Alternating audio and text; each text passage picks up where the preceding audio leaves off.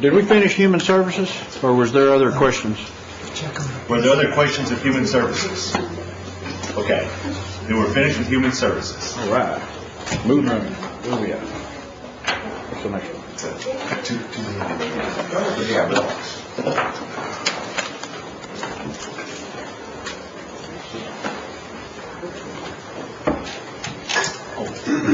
Since I'm normal, we appreciate it.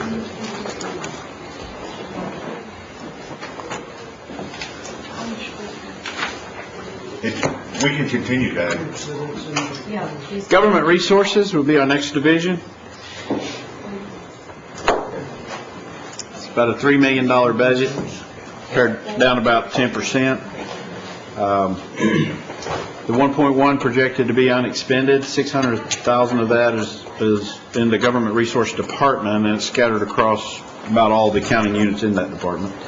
The real estate service department was projecting the digitization project to come in considerably under its funding level, which, again, these are projections. You can tell 07 and 06 actuals are pretty good utilization of their budgeted resources, with less than $250,000 under. Funding source, you can see Department of Interior Self-Governance is where the lion's share of the funding is coming into this group.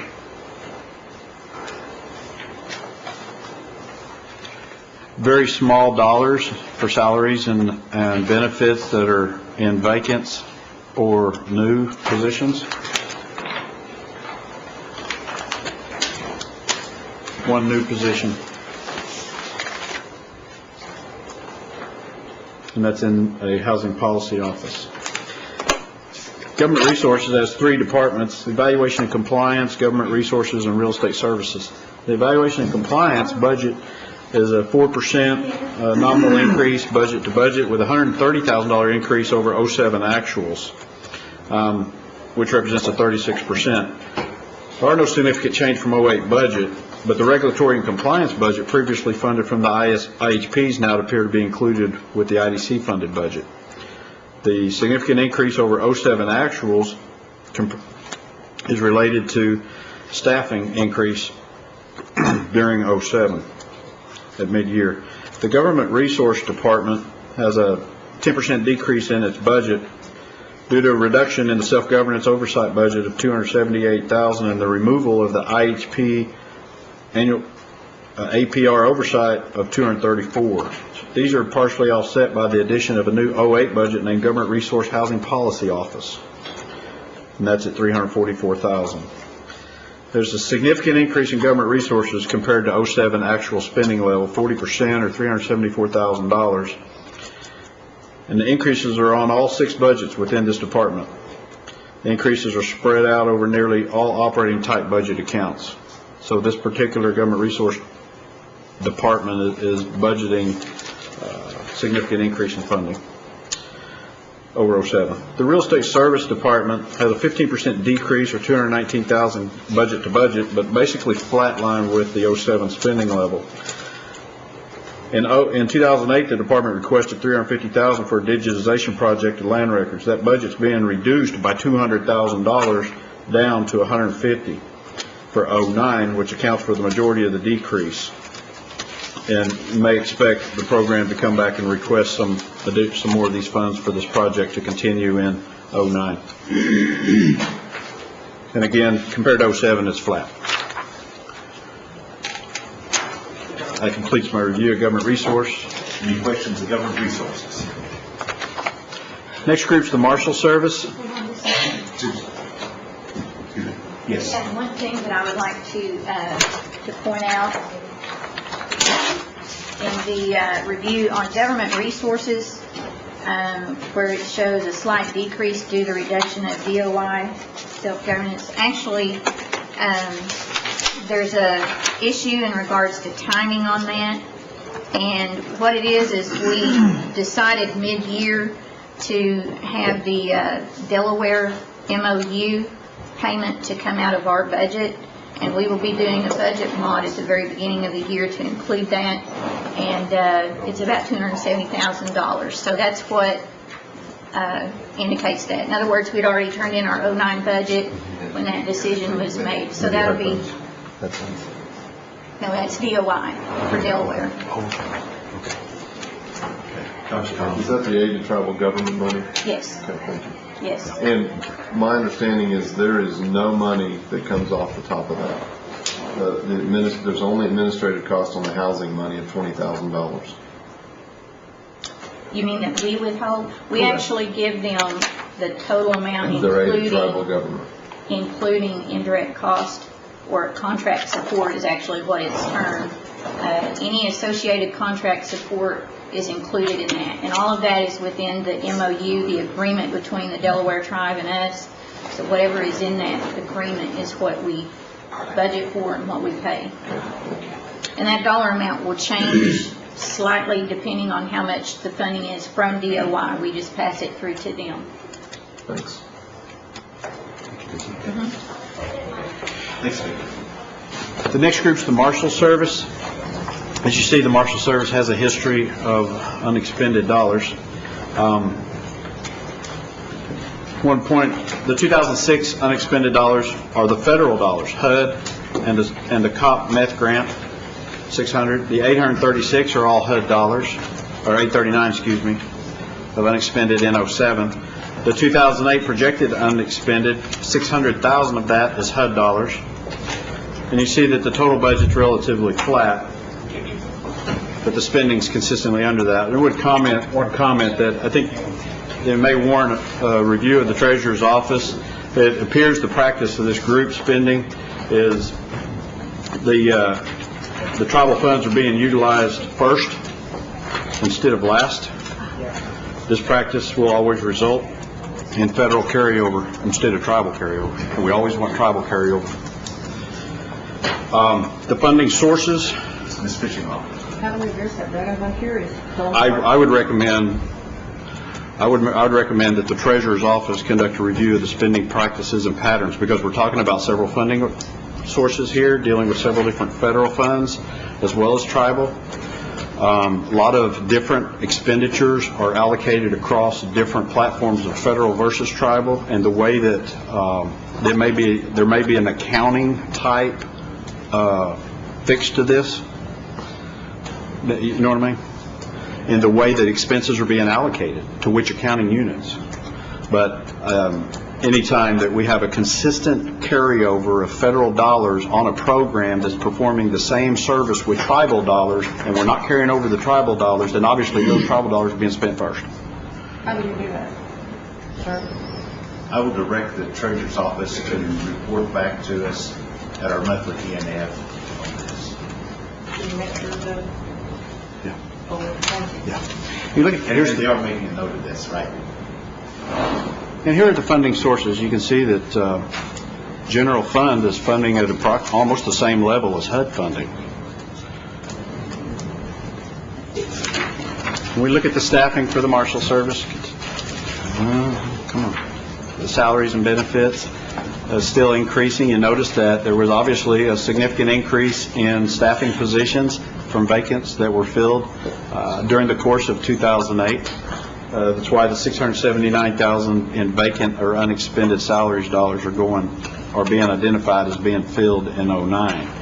Now, when I say they're filled, keep in mind, I'm assuming they're filled because they have the employee number in them. If they don't have an employee number and they say V for vacant, then obviously I treat them as vacant. But even if they show just a current position and they got an employee number in them, I'm assuming that's filled.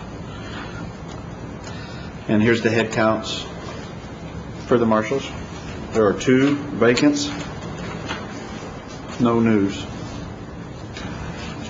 There's 2 departments in the Marshal Service, obviously the Marshal Service itself, and then also the ancillary security function.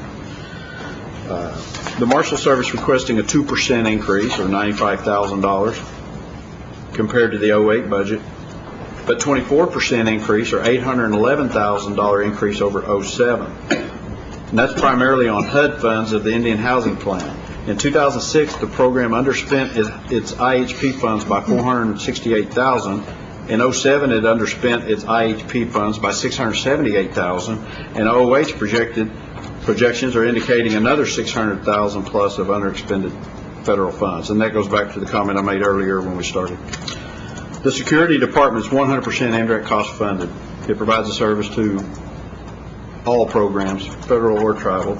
It has no increase in its budget at all, and it's only a 1% increase over '07. Okay, now if this '09 budget is exactly only $2,800 difference from the '07 actual, and it's not any different than the '08 budget, then the department's utilizing 100% of its spending authority year after year with no increases in staff, vacancies, or new hires. Obviously, the department funds its annual merit increases for its staff by reducing its operating dollars each year. It's the only way it can fund those. The salary and fringe costs amount to 80% of the total budget. With non-salary operating costs continually rising, such as gasoline, supplies, etc., I am unclear why the program, which is IDC funded anyway, hasn't requested increases in years. That completes my review of the Marshal Service. Any questions? Any questions? Please go. Next group's the Environmental Protection Commission.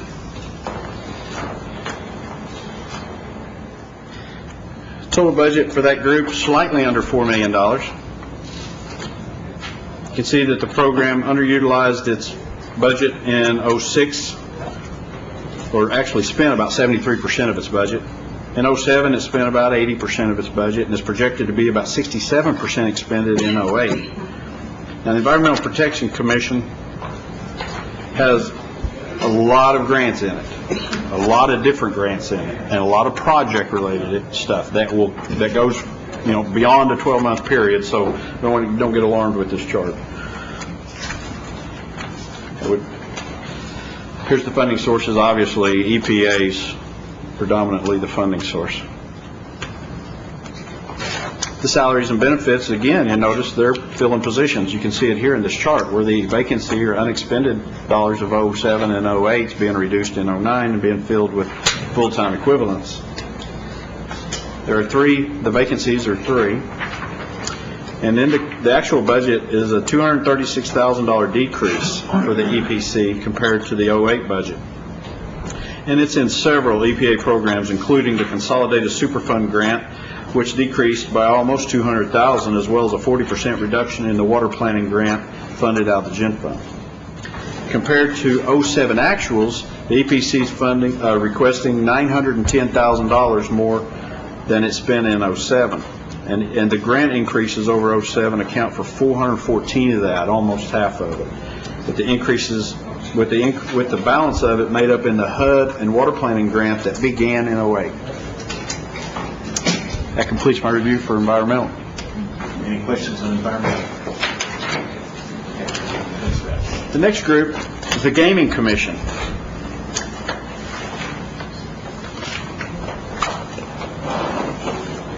The Gaming Commission, obviously, this particular group is just one department. It's the Gaming Commission's activities itself, and you can see has historically underspent its budget significantly. And I'm not really sure why we're seeing such large underutilization of resources, because this particular program, as you notice on the funding source chart, is 100% general fund. So I'm not really sure what the situation is with the Gaming Commission of getting their budget ramped up for staffing, what it is. They do have vacant positions, and this next chart on the salaries and fringes shows that there are also new positions in this budget. Now that '09 doesn't account for any of the historical underspending of its budget, but it is driving some of the budget increases for this time. There's 9 FTEs that are considered new in the red block of this chart, in addition to 6 unfilled or vacant positions. Those 9 new positions represent 23% staff increase. Obviously, they're getting ready for the significant increase in gaming operations from the expansion efforts of C&E. The Gaming Commission budget to budget from '08 to '09 was a 9% increase, $343,000, and a 76% increase, or $1.7 million increase over '07's actuals. Compared to prior year budget as well as '07, Both variances are primarily due to the proposed staffing level increase that was shown and the increase in the gaming tax license revenues. This program experienced significant growth in revenues in 08, which is driving some of these large increases in its operational level. The revenues are coming in offsetting it because of its activity load and the growth in gaming. That completes my review of Gaming Commission. Any questions? Okay, please stay. Okay. Next group's the Career Services group. I think it'll be one of our, second to our last actual service groups that we'll review. And you can see in this chart that it appears we've gone from $21.5 million down to $14 million. But there is a overstatement in the 2008 budget of $6 to $7 million here related to the Talking Leaves Job Corps' 08 budget. That 08 column right there includes the 08 funding award as well as the 09 funding award. So we've got 2 years in the 08, so doesn't hurt anything as long as we don't think we can spend both years in one. Now, on the underutilization of 06 and 07, those audited years, both of those are $2.4 million of that 3.3 in 06 related to the Employment and Training Program, which was approximately 50% expended. Now, in 2007, the Employment and Training Program spent about 68% of its funds, but did not spend $1.2 million of it. From a funding source perspective, when you look at where the funds are coming from, obviously the spike at DOL is the Talking Leaves 2-year grant award, so just cut that in half and you're back down around the 6.8, 6.9 million, right, even with 07 and 09. The staffing personnel cost for this group was coming down. Again, you're seeing an 08 spike here that's related to vacant positions, that's related to Talking Leaves having 2 years worth of grant award. Not very many vacant, unfilled positions in this group, and here's the head counts for Career Service. You can see that out of a total of 180 positions, 169 of them appear to be filled. The 8 vacancies, 5 of them are in employment and training, which, again, that could be a component of the underutilization of resources, and 3 of them are in adult education program. The 3 news that's at the top are in Talking Leaves. Again, there's 3 departments for this service program: Adult Ed, Employment Training, and Talking Leaves. The Adult Education program has slight decreases compared to the 08 budget and the 07 actuals. The motor fuel tax funded vocational scholarship decreased by $75,000 in 09. I believe 08 had some carryover that came into play after the year started for the Voc Ed program that's not been requested as of yet, and that's also contributing to the variance compared to 07.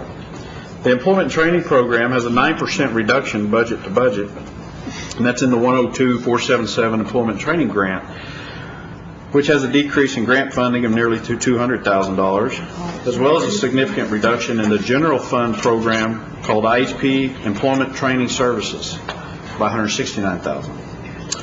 Compared to 07 actuals, the budget's a little over $500,000 in excess of what we spent in 07. And that's due to significant underutilization of appropriated levels in each of the last 3 fiscal years. As noted, the appropriations for 06 was almost $8 million for employment training, with 4.5 expended, and that's audited. 2007 appropriation was nearly $8 million, with $5 million expended. Currently, 2008 is projecting to come in around 4.6 against a 6.1 million. And this is for the total employment and training department. Talking Leaves Job Corps, obviously we see a big reduction because of the 2008 2 grant years. Other than that, it's not a material variance budget to budget or budget to actuals, other than that doubling up of the grant.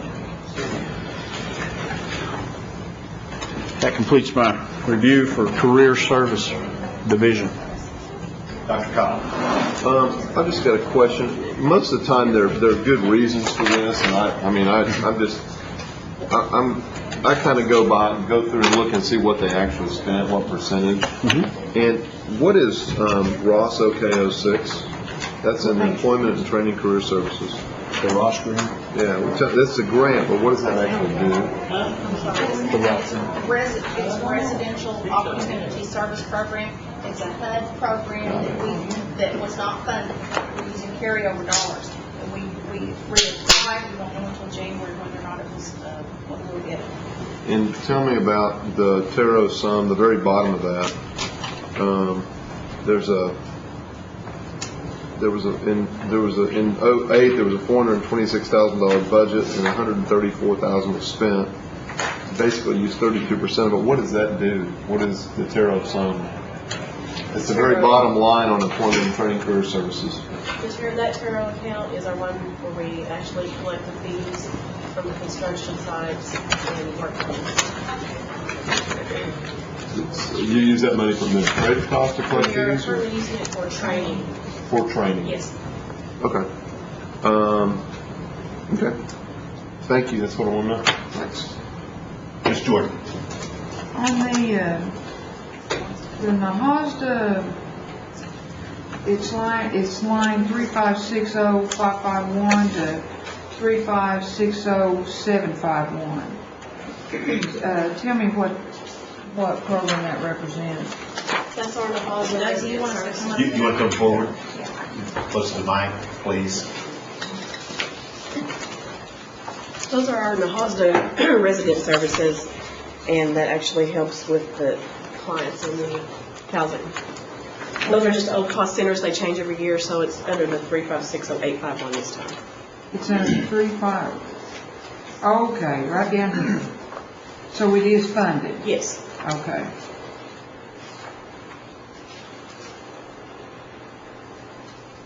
So anything that's 3.5, is that Nahasda? Are those HUD funds? Yes, they're HUD funds. Anything that has the 3.5 in front of it? Yes. How much does that total in your department that's coming from HUD funds? We have Ross and resident services, and we do have a little bit of section 5. Now, Ross is a separate. It's not It is out of the HUD, housing. though. Yeah, it's HUD, but it's not part of the housing. So it's about It's a 800. grant that we have to. 817. apply But the 200 is not really HUD. It's for. not really It's Nahasda. still HUD, but it's special set-aside dollars out of housing that we have to apply for. It's So called the housing dollars, Diane, is only about 600,000. Right. And that's all your department receives from the housing dollars Yes, ma'am. for providing services to the residents. I try to clarify for you on our numbering system here. Anything that starts with 355 is a HUD grant. Anything that starts with 356 is Nahasda. Okay.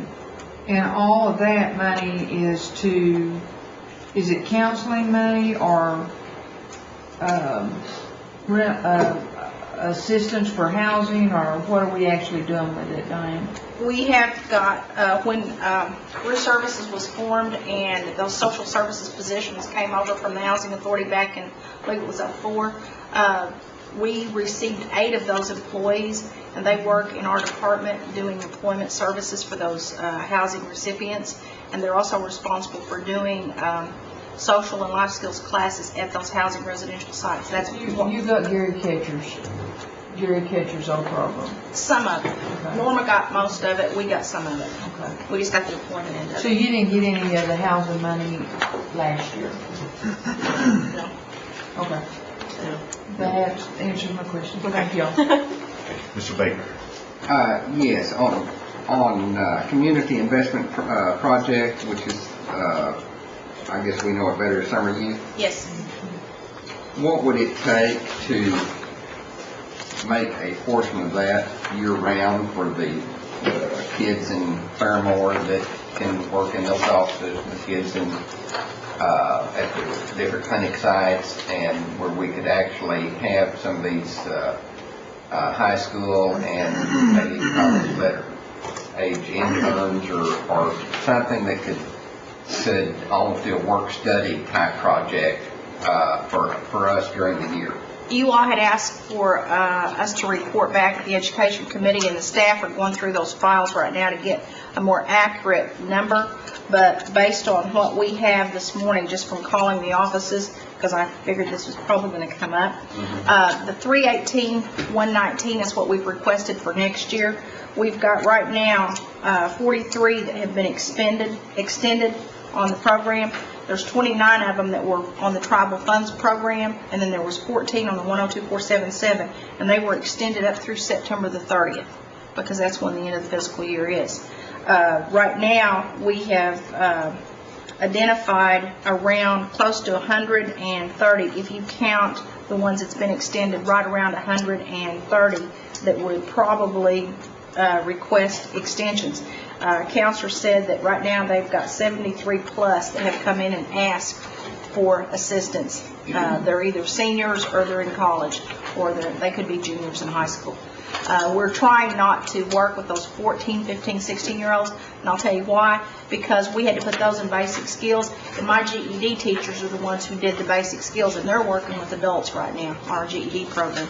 So we don't have the people to do that.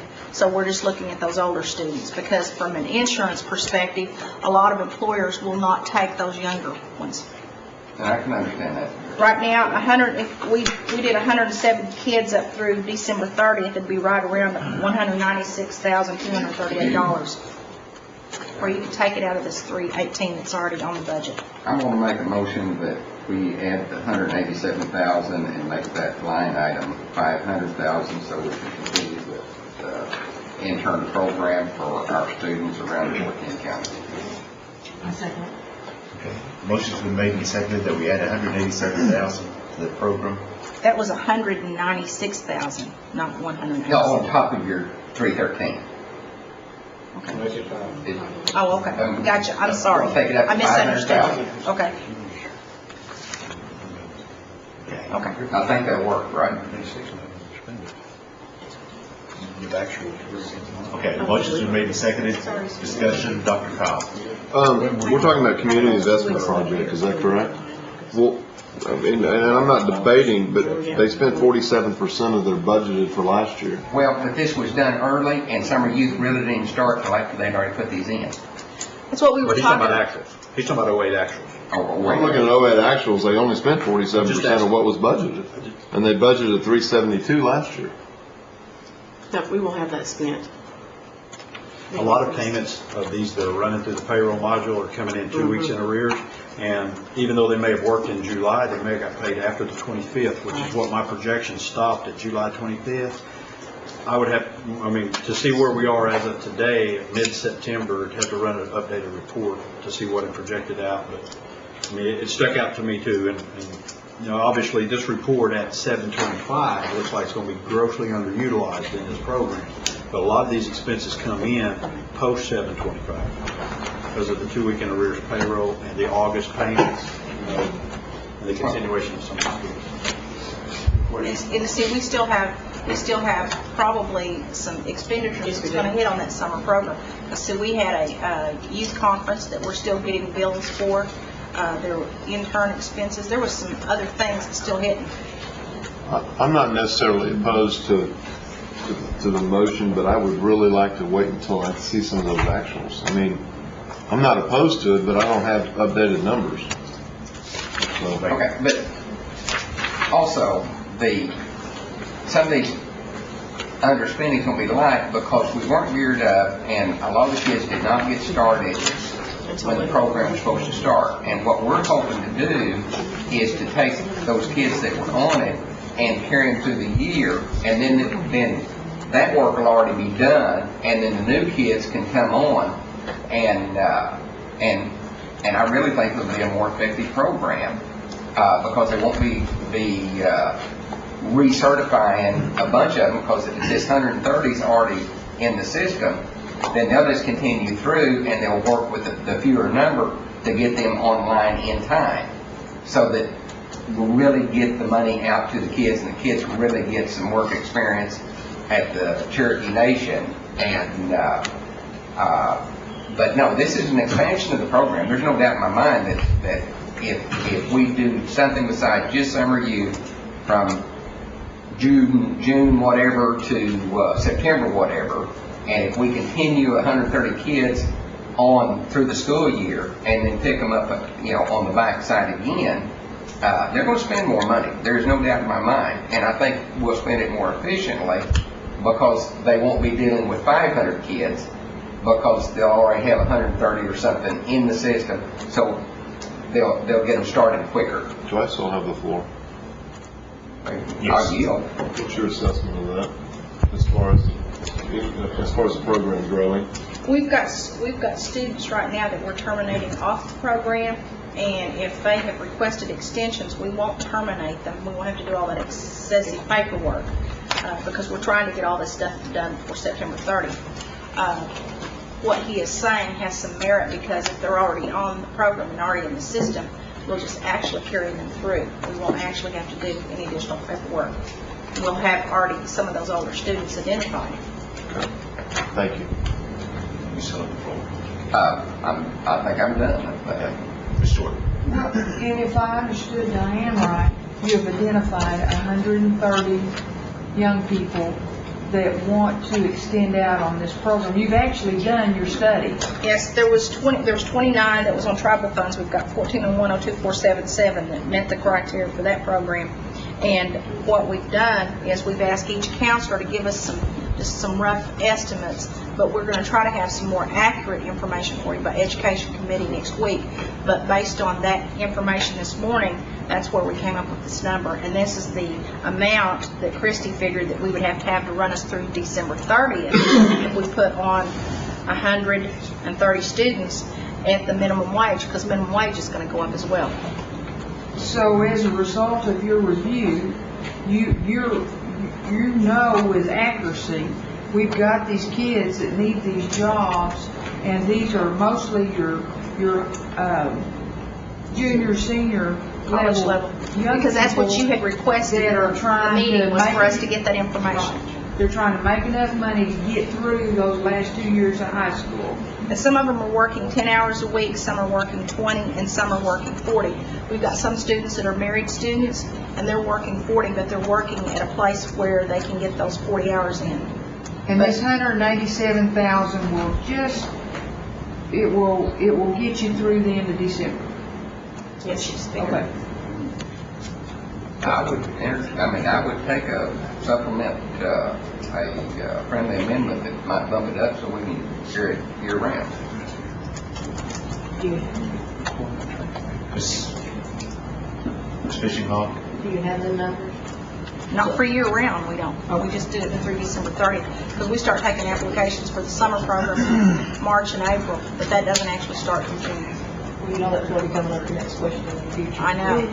Well, we might be able to figure something between now and Education Committee going up through June, but we don't have those figures today. Ms. Call for questions. Okay. Questions been called? All those in favor, the motion is to increase community investment project from $313,820 to $500,000. So all in favor say aye. Aye. Any opposed? Okay, motion carried. Now you got Mrs. Fishing Hawk for a question before the motion was made? Okay. Mr. Chairman, I have a question on the program. The employment training program, the dollars that are carrying the carryover from year to year to year, 102477. yes, those are relative to income guidelines by the federal government, right? Right, yes. So the utilization of that resource is directly contingent upon the applicant's financial position. or their Yes, parents. and their needs. Okay. Now, this program catches the ones that don't qualify. If they're Cherokee. If they're Cherokee? Yeah. Okay, so this is a stopgap for the ones that are over income, Cherokees. Yeah, for youth. Right. Is there any petition that can be made to Department of Interior to up the income guidelines some, to further utilize the federal dollars that may grab a significant number of these Cherokee kids and bring them into the federal program? That's something that they would have to change legislation or act, which is federally all over the United States. It's not, I mean. So that's not real plausible to ask them Probably to up not, their we could income. petition it, because one of the reasons the money's there is because of needy people that fall in that category. Okay. Ms. Jordan? Different subject. On boys and girls, 1010529 line item. I noticed last year we budgeted them for 100,000 already through July 31st. We must have came back and gave them a supplemental because June, they already have used $120,930. This boys and girls, That's a result of the projecting formula. what? They spent all 100,000 of it. When I projected all of these 500 budgets, I've treated them all the same. So if they spent every bit of their budget before September 25, and my projected went ahead and added 20% for 9 weeks, Okay, then this one's not an overexpended program. They've spent 100,000. okay. So I guess my point being, boys and girls is throughout the 14 counties, and it is growing by leaps and bounds. It manages most of the after-school programs that are affiliated with all of the schools throughout the 14 counties. They're doing a great job keeping our kids from having to go home to an empty house. They're providing tutoring. They provide nutrition information. They're doing athletic activities. They are in extracurricular activities. I guess what I'm trying to say is let's give them another 25% or 25,000 over their previous budget, which has been the same for a number of years. Because I can tell you that 100,000 that we gave them in 07, that 100,000 we gave them in 08, the kids have doubled in that program, if not tripled. And these, a large part, a great percentage, are our Cherokee children, Okay, so you're making a motion to increase it by 25,000. by 25,000. Do I hear a second? I second. The next question. Okay. Discussion? Dr. Cosby first. Of these boys and girls clubs, where, I mean, do we have a list of where There they're? is 5, one in Sallisaw, one in Tahlequah, one in Jay, one in No Water, and one in Chelsea. That's the Boys and Girls Clubs in our area, Point Pryor. And they represent, the one in Pryor, the one in Tahlequah, and I believe the one in Delaware County. They represent about 4 or 5 clubs underneath them, and they're in different schools, but that's where the administrative functions are. In our 14 county area, that's where they're located. And we've allocated, based on the number of students that are enrolled in the Boys and Girls Club, and that's how we prorate out the amount that we give them per year. I just know that the Boys and Girls Club in Bartlesville is calling me all the time. Bartlesville Do we is give hooked them in any- with one of those, probably the one in No No Water. Water. Yeah. And we give it to wherever the administrative function is, that's who gets the money, and then they allocate it out to their clubs. Okay, all right, thank you. Ms. Fisher-Bob. He answered my question. Okay. Is there any, Mr. Snell? Diane, how does, okay, like Delaware County, I guess Jay gets the money. Yes, they get the money. Okay, how do they allocate it out in Oaks? Are they a percentage or are they, Does Oaks have a club? yes? Okay, what they do is they have, I don't know how many clubs they've got in there. What they do is they look at their enrollment, and wherever their enrollment is, they prorate out a percentage of that money out there to those clubs. I don't know how they come up with their formula. That's something that you'd have to ask Jay. But Jay gives us a number on their enrollment of all their clubs, like Tahlequah does, and then we allocate by percentage based on the enrollment. Okay. Ms. Fisher-Bob. I want to put back on a friendly amendment to that. We've got one in Stillwell, and they've been talking to me about the backpack program. The one where they send the food and things home with the kids, the needy kids for the weekend and stuff, so they can have healthy kids, gases and whatever. And I know that they're wanting to start that up, and I would like to add 20,000 to go to your call centers for them to distribute it for that backpack program, because they want to get it going. Now, are you talking about 20,000 on top of the 25 Yes. that Yes, to Councilwoman help with Jordan the was talking backpack about? program that's coming up. And then that 20,000 will be prorated out amongst all of the other Yes, clubs. for the Indian kids. Yeah. And that friendly amendment would be that 20,000 just goes to the programs that have the backpack programs. And I would accept that amendment and tell you a little bit about the backpack program. These schools have identified our Indian children that appear to have no food in their home. They are distributing backpacks to them, and each Friday they bring their backpack. They will fill that backpack with food that doesn't have to be refrigerated. It's either in a pouch or it's in a can or it's in something that the kids can use, and they have food for the weekend. It is absolutely the most awesome project that I've heard about in the last couple of years. And folks, if you don't think there are hungry kids in our system, you just need to go down to your public schools. The program here at Tahlequah is taking off now through the Indian Education and Boys and Girls. And they're begging for funds because they have the kids identified. And weekly, they're running out of money. And it is going directly to our Cherokee children. And these kids have no food in the home at all. They're living off of what's being put in that backpack every Friday afternoon by those public schools that are seeking donations to fill those backpacks.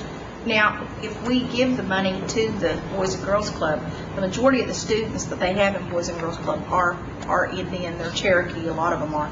But now there's going to be some kids that are not, that are part of the Boys and Girls Club, and they won't discriminate against them.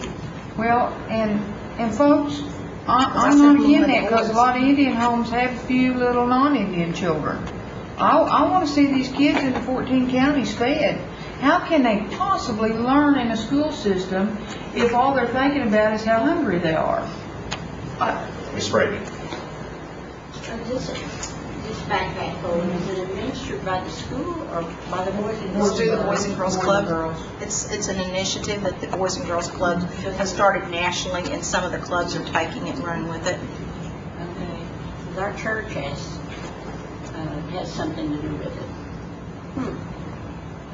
Kind of confused. Dr. Collins. I just want to be clear, Counselor Jordan, did you just say that, well, we can't separate the non-Indian kids from the Indian kids, so let's just give everybody food? Is that what our job is to do now? If the Boys and Girls identifies them, I want them to have some food. So, irregardless of whether they're Indian, non-Indian, Cherokee, non-Cherokee, we're The going to names given from our schools in this county were all Indian children because they asked for those names through the Indian Education. But I want to go back to what you said. Well, Your statement I think was, what Diane just we said can't was they separate can't them, so discriminate. but your statement to that was, well, if we can't separate them, we just need to give money and feed everybody. Is that kind of what I'm gathering? Well, what you're seeing in Boys and Girls right now is 100,000 going to them, and it's not being discriminated against. We're not giving the whole 100,000 to Boys and Girls and saying you only give it to the Indian kids. It's being distributed for services for all children that are acquainted with the Boys and Girls program. Well, it's just like the money that you give to Hope House, you give to all these other charitable organizations. You have nothing to back up the fact that you don't have everybody that's Cherokee getting those services. Well, the same thing here with Boys and Girls. My ultimate point to this is I'm wondering, not debating whether they need to be fed, I'm debating whether this is the correct avenue to do this. We have other ways to make sure these kids are fed other than just throwing money at the Boys and Girls Club. I'm not debating the Boys and Girls Club. I grew up there in Bartlesville. But my ultimate debate here is this the best place to put money to make sure these kids are fed? There's other services that we have that can do that. So that's ultimately my point. Well, I will tell you, when Dr. Morton and I met with and I'm not trying to put words in Tina's mouth, but I think what she's really saying is over 60% of all the kids in Tahlequah JOM are Cherokee. And when you start looking at the income guidelines that they're using, even a bigger percentage of that is Cherokee. And I think what she's really saying is if a few non-Cherokees slip through the cracks, we don't want to throw the baby out with the bathwater. And we want to get the food to the Cherokees, but if a few of them get slipped through, then just so be it. I don't think she's saying let's feed the world. What I was going to tell you was, last year when we met with all of the administrators of the Boys and Girls Club, one of the things that we asked them to do was to put together a workable plan that would show some of the Cherokee cultural things that they were implementing into their Boys and Girls Club program, and what were some of their initiatives for making sure that this was carried out. Because if they were seeking our funding here at Cherokee Nation, we wanted to know that they were developing some sort of a leadership program, but they were also preserving our culture and doing some things that was Cherokee, since we were actually giving them money. And each one of those clubs came back with a written narrative of what their club did and how they were building that leadership component in there. So that was one of the criteria that we asked them to do before we actually gave them those checks. I have two more people that I'm cutting off debate on this, so make it quickly, please. Dr. Cobb. My ultimate decision is going to be, I respect your opinion. By putting more money in this Boys and Girls Club, do you feel like that money is going toward the projects that you've identified as important? According to what they put in their narratives and what they told us at those meetings that we had with them, and we had a couple of meetings with them prior to getting those checks, I feel real comfortable. But I also sit on one of the boards for the Boys and Girls Club, and I can tell you that the money does go for a good cause. And when you look at the amount of services that reaches, it reaches far more people and more families than some of the money that's given to some of these other charitable organizations. And I'm a firm believer that Boys and Girls Clubs is one of the best things that happened in Northeast Oklahoma, because it has served a purpose for a lot of our little schools where Mom and Dad was not home. When they got off the bus, there was a place for a lot of our Indian kids to go to. And it's served a real significant role in Delaware, Adair, Cherokee, and Mason counties, in my opinion. Call for and I see question. it firsthand. Well, I have one other person, Ms. Jordan. Well, I just wanted to point out that yesterday we gave $750,000 to the PACE Center, and I believe they have one Indian client because they cannot discriminate.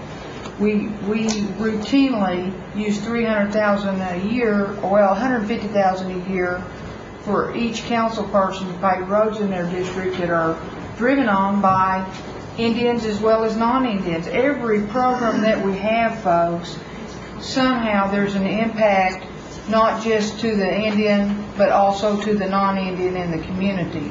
We are good partners in each one of our communities. That's what this is all about, is being partners in the communities. I respectfully we can't put too much on our youth. Anything that we do for our kids, tenfold will come back to us in positive ways. And I would just respectfully ask for y'all to consider this amendment of $45,000 for the Boys and Girls Club. Okay, the motion's been made to add an additional $25,000 for the Boys and Girls Club, plus an additional $20,000 for the Boys and Girls Club backpack program. So all those in favor say aye. Aye. Those opposed? Motion carried. Mr. Chairman? Yes. Just clarification, was that a total amendment of 45? Yes. 45, 20 of it going to the back. 20 going to the back. Okay, thank you. Okay. Are there any other questions on career services? Okay. Thank you. Appreciate that. Thanks very much. Thank you. Thank you. Your staff. Next is housing.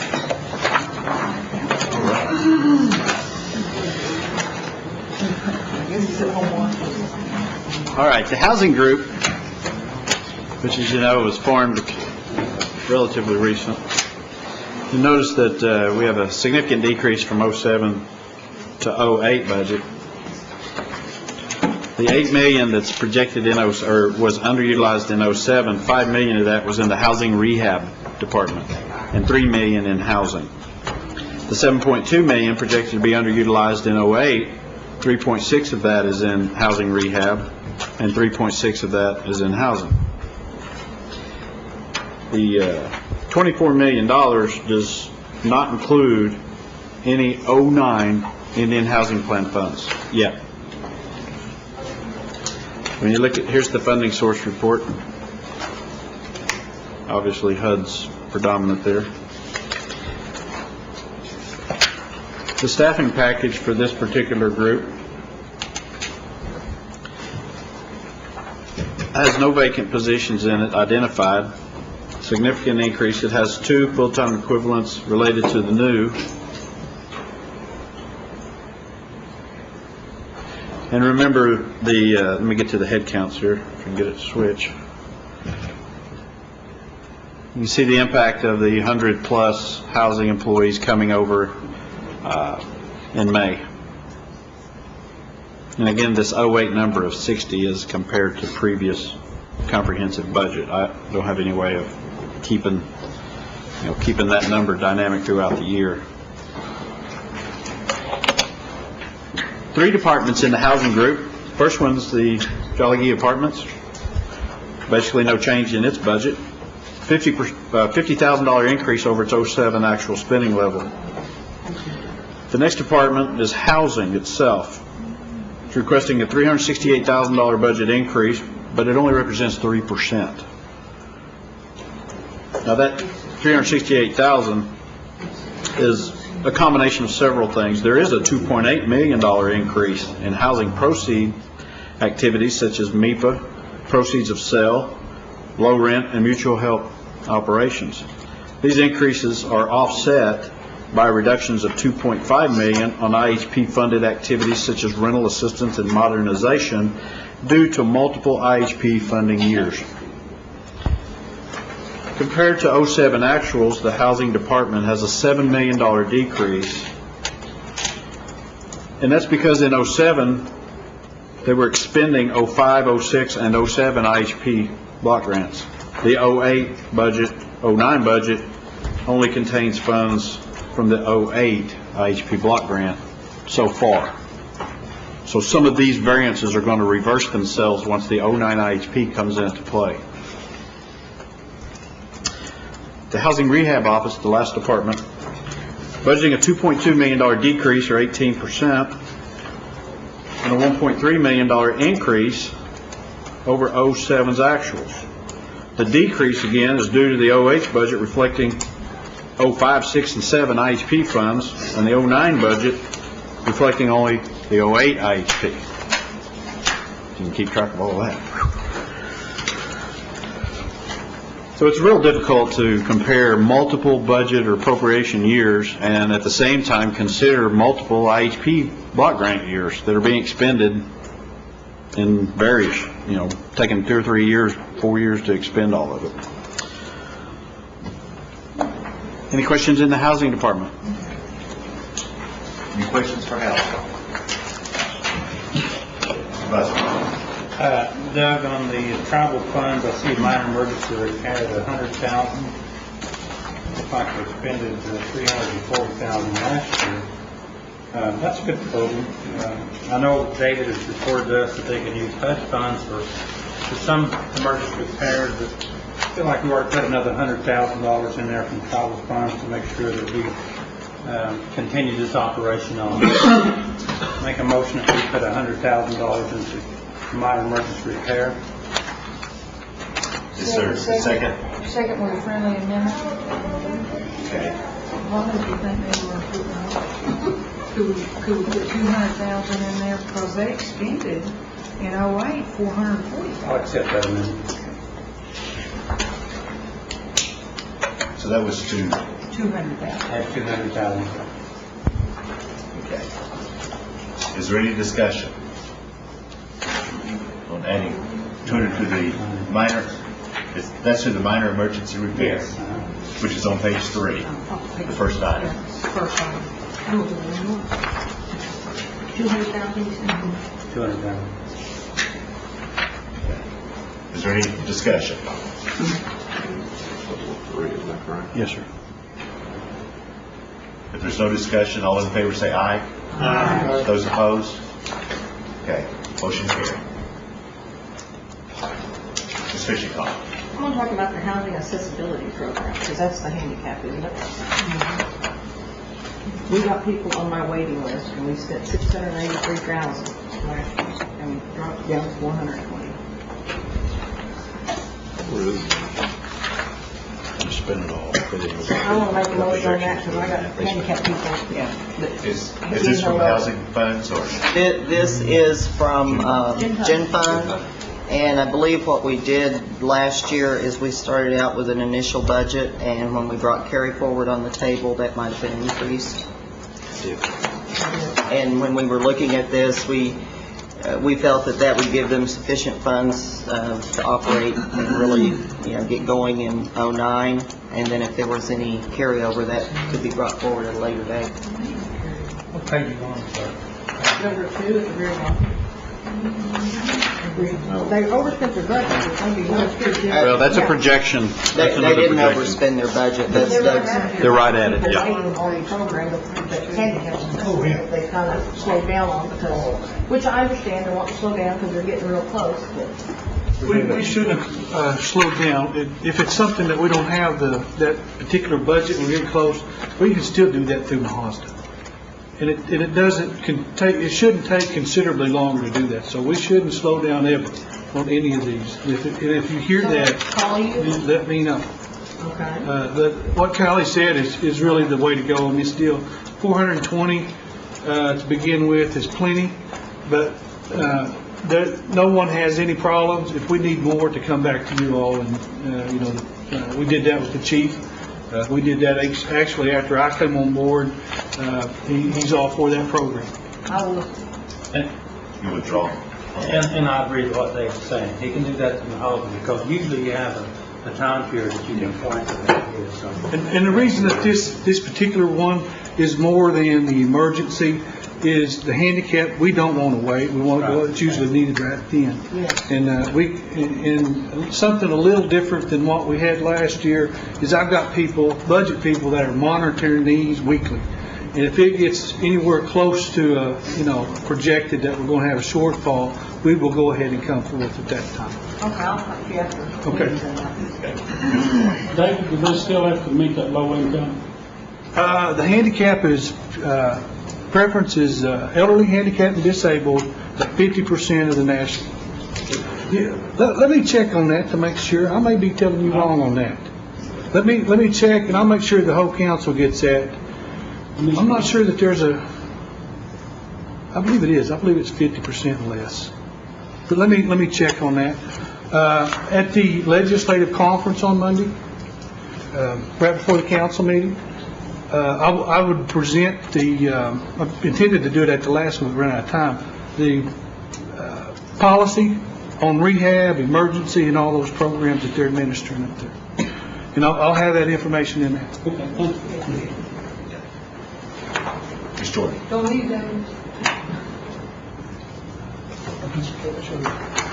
David. I'm sorry. This is housing, right? Yes.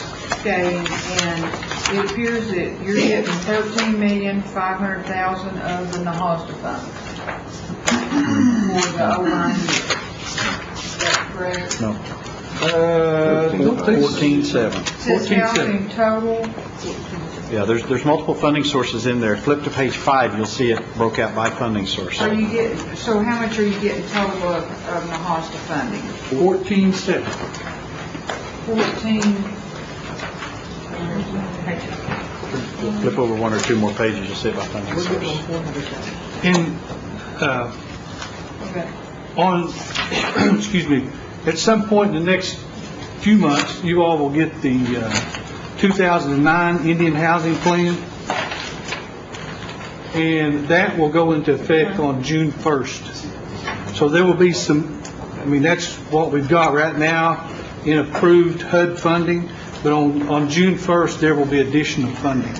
There'll be some for rehab, and there'll be some for operating subsidy. We're really trying to stretch things out on our operating subsidy to where it starts on October 1st instead of June 1st. It just creates a lot less confusion.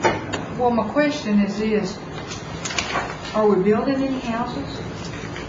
The houses that are being built are replacement houses and rehab.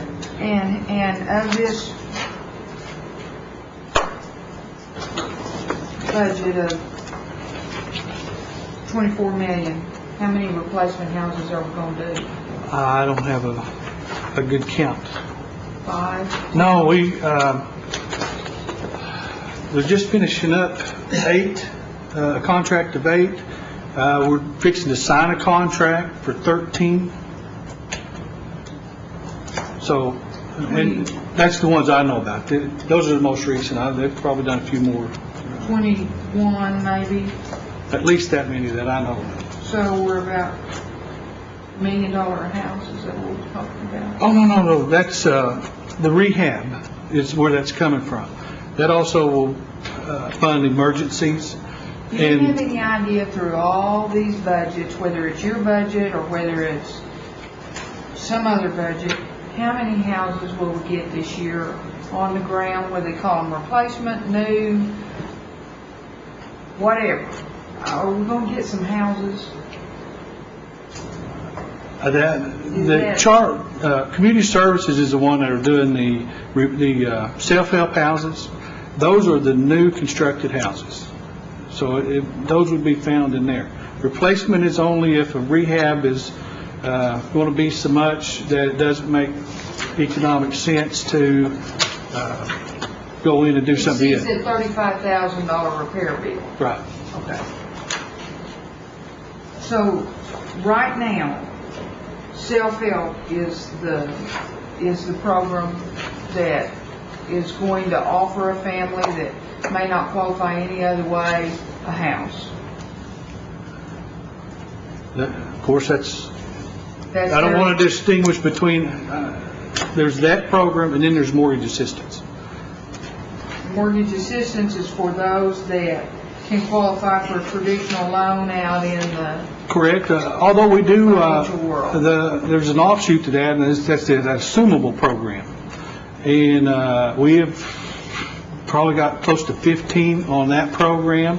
It's actually picked up, and last week there was 3, closed 3 or 4. This week we closed 1. We'll close another one on Tuesday. And what's the assumable? Assumable is where someone can't actually get their loan yet, and Commerce refers them to this program. And what happens is the housing authority, they pick out a house. There's actually a new constructed one that's under construction now. Is it like rural rental? A little bit, but not. The difference is if the principal and interest payment that the housing authority has to make is $350.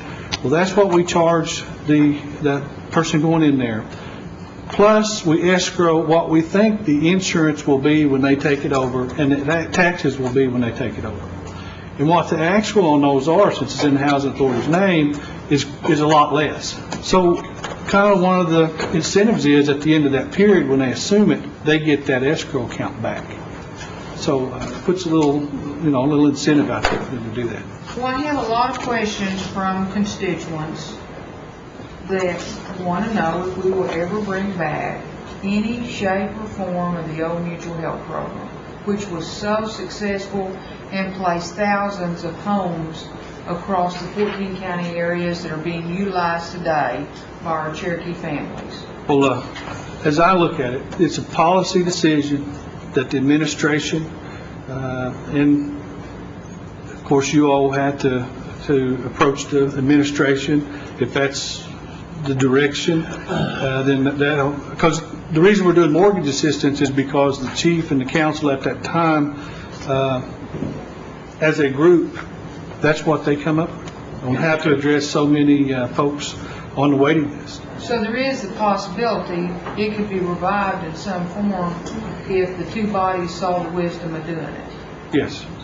Because that's through the housing plan, right? Yeah, that's dictated through the Indian Housing Plan. And I believe that Mr. Jones is going to be providing information maybe next week. Okay. Thank you. Mr. Snell. David, on this MACA fund, map, MIPA? MEPA, yeah. Yes. How does that, what kind of fund is that? What that is when a mutual help family, if they pay more than the minimum payment, right now the minimum payment is $75. If they pay $100, $75 goes to take care of the cost to administer the program, insurance, and things of that nature. The other goes into this MEPA account, monthly equity payment something account.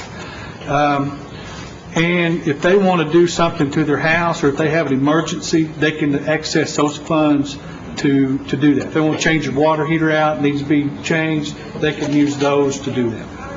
Well, my question is, I've had a couple of people call and they applied for this program, they've used it before.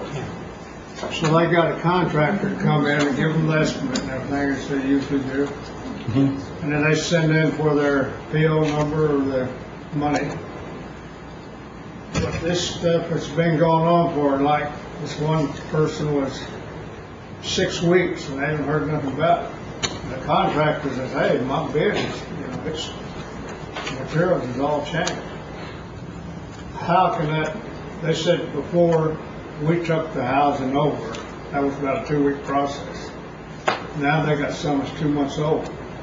So how can we narrow that number back? I think it is narrowed some. I saw a message where you had one in particular. When you have those, have them call me, because I had a conversation with my home ownership staff and asked them specifically about the other kind. And there's 2 kinds. One, you don't have to bid and don't have to get environmentals. That's the MEPA. Shouldn't take any time at all. And the other one, we actually have to get an environmental, and it has to be bid and things like that. But we've got it set up to where if we get something in the morning, we can actually have somebody out in the afternoon, even if they have to get the environmental. So that's not the norm anymore. We shouldn't be like that. Now, and also keep in mind there's a difference between emergency and then what we call a betterment and addition. Betterment and addition, maybe they're going to want to enclose their carport, make it into an extra room. We would give it more scrutiny, make sure that what they're doing is, it's a whole lot different than changing out a water heater, is what I'm trying to say. So those take a little longer, but the emergencies shouldn't take, a day or so at the most. But any of the projects shouldn't take over a short time, 3 or 4 weeks. Shouldn't be. Well, even if they're doing a betterment addition, we should get the work started well before a month, 2 or 3 weeks total. So you might check on that and see. I got that email and I will be checking. Okay.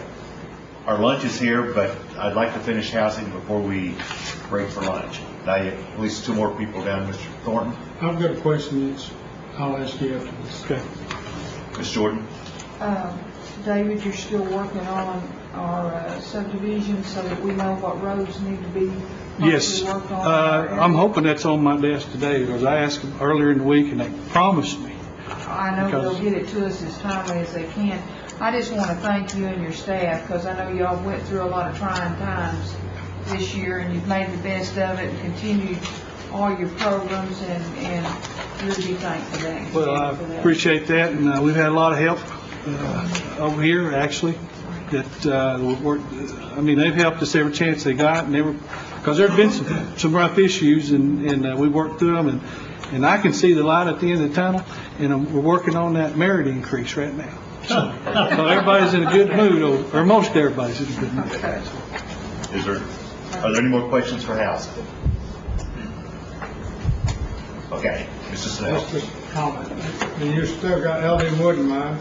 I got him in mind, because the paperwork's on my assistant's desk, and I won't let her do anything with it, because she's supposed to be making sure that gets done.